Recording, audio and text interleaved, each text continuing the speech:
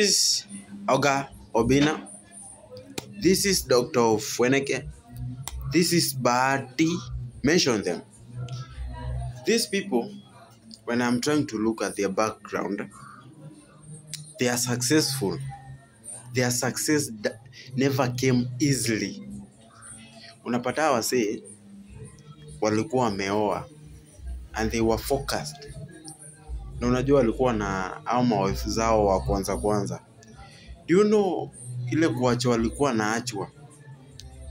Hiyo ndio kitu imefanya watu wakabarikiwa excess. Na wale wenye waliwaacha sasa wanatamani warudi lakini hawawezi rudi.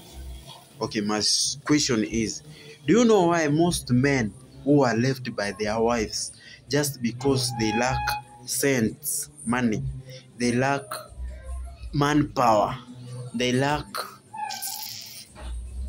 just because they got people with money, manpower, and they decided to left their husbands.